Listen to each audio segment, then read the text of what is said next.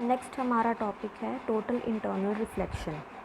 Total internal reflection name से ही clear हो रहा है कि सभी की सभी जो भी लाइट इंसिडेंट करेगी सारी की सारी रिफ्लेक्ट हो जाएगी। ठीक है, तो जैसे इसमें फिगर को समझो पहले कि इसमें कैसे टोटल इंटरनल रिफ्लेक्शन का आता है। कि देखो हमने दो मीडियम्स लिए हैं, ऊपर एयर ली है, नीचे वाटर लिया है। तो ऑब्वियस है water has high density than air, तो ऊपर वाला पोर्शन रेयरर मीडियम बन जाएगा और वाटर वाला डेंसर मीडियम बन जाएगा। तो जैसे ओ पॉइंट दिख रहा है आपको नीचे, ओ पॉइंट से पहले नॉर्मली लाइट इंसिडेंट करवाई ये सरफेस पे जो दोनों को डिवाइड कर रहा है, एक्स से डिनोट किया हुआ है। सरफेस से हिट करवाई तो नॉर्मली जब लाइट हिट करती है तो वो लाइट बिल्कुल ज़ीरो एंगल से बाहर चली जाती है नॉर्मली।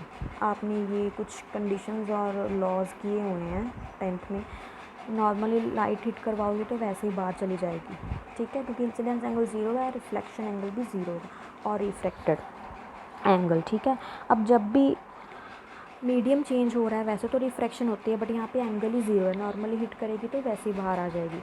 अब एंगल थोड़ा सा बढ़ा दिया, इंसिडेंट एंगल ज़ीरो की बजाय कुछ वैल्यू रख दी, तो वो अब ओ पॉइंट से ही A1 जो है पॉइंट उस पर हिट करवाई।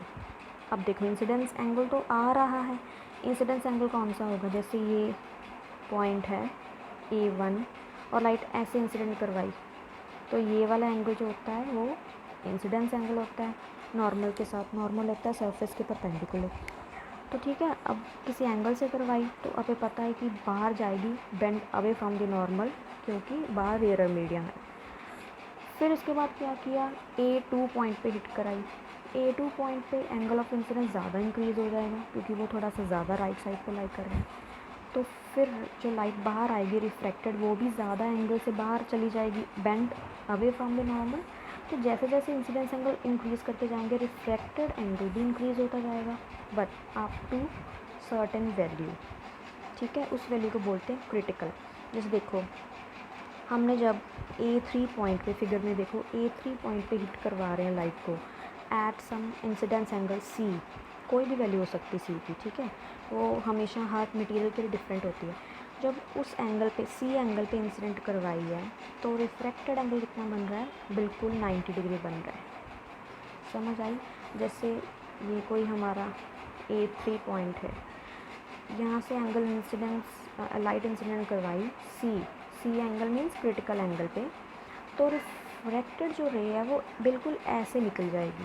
तो नॉर्मल के साथ कितना एंगल बन रहा है रिफ्रैक्टेड का, 90 डिग्री बन रहा है। ठीक है, ये कब हुआ, जब क्रिटिकल एंगल से लाइट को इंसिडेंट करवाते हैं तो 90।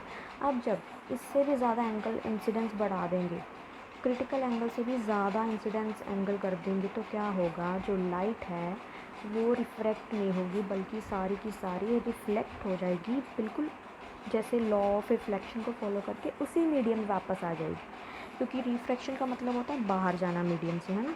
रिफ्रैक्शन बाहर ही जाती है लाइट से हमेशा, रिफ्लेक्शन मतलब सेम मीडियम में बाउंस बैक। तो ये देखो जब इसमें दिख रहा है आपको कि जब A3 पॉइंट A4 पे हिट करवाते हैं तो बिल्कुल रिफ्लेक्ट बैक हो जाता है लाइट का।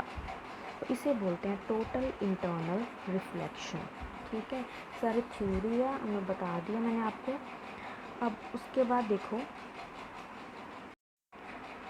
तो टोटल इंटरनल रिफ्लेक्शन का हम क्या बोल सकते हैं कि डिफ़ाइन कैसे करेंगे। It is defined as the phenomena of reflection of light that takes place when a ray of light traveling in a denser medium gets incident at the interface of the two medium at an angle greater than the critical angle for that pair of media। जब भी कोई light critical angle से ज़्यादा angle पे incidence करेगी तब क्या होगा, सारी की सारी लाइट रिफ्लेक्ट हो जाएगी, तो उसे बोलते हैं टोटल इंटरनल रिफ्लेक्शन। और क्रिटिकल एंगल क्या होगा, critical angle is defined as the angle of incidence in the denser medium for which angle of reflection in the rare medium is 90। हमें पता है कि जब क्रिटिकल एंगल के साथ लाइट इंसिडेंट करती है तो रिफ्लेक्टेड एंगल हमेशा 90 डिग्री होता है। तो इन टोटल इंटरनल रिफ्लेक्शन के लिए कंडीशंस कौन सी होनी चाहिए, ये दो ही कंडीशंस। एक तो रे जो है वो हमेशा डेंसर मीडियम से रेयर की तरफ जानी चाहिए, जैसे इंसिडेंट रे हमेशा डेंसर में होनी चाहिए। Angle of incidence should be greater than total critical angle, तभी टोटल इंटरनल रिफ्लेक्शन हो पाएगी। ठीक है, तो next is relation between index reflective index and critical angle means mu और क्रिटिकल एंगल सी के बीच में रिलेशन। अब देखो, अगर हम किसी दो मीडिया पे स्नेल्स लॉ लगाते हैं, स्नेल्स लॉ जैसे ये इंटरफेस है, ये फर्स्ट मीडिया, ये सेकंड मीडिया, तो जैसे मैंने म्यू 1 2 निकालना है, आप 10th में पढ़ते आए, ये नॉर्मल है, इंसिडेंस लाइट ऐसे हिट की है आई एंगल से, रिफ्लेक्ट ऐसे होगी आर एंगल से। ठीक है, तो म्यू 1 2 क्या होता है, sine I by sine r. ठीक है, देखो 1 2 है ये।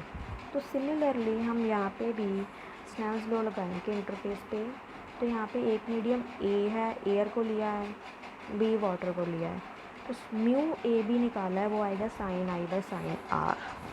आई जो एंगल होता है इंसिडेंस, वो हमेशा वो हमेशा बी मीडियम में लाई करता होता है। यहाँ पे बी मीडियम कौन सा है, ये जो ऊपर म्यू के लिखा होता है उसमें लाई करता होता है आई इंसिडेंस एंगल, नीचे वाले मीडियम में आर लाई करता होता है। ठीक है, तो म्यू ए बी क्या आ गया, sine I by sine r. अब जब हम बोलें कि इंसिडेंस एंगल क्रिटिकल एंगल के इक्वल है, तो रिफ्रैक्टेड एंगल 90 डिग्री हो जाता है, हमें पता है।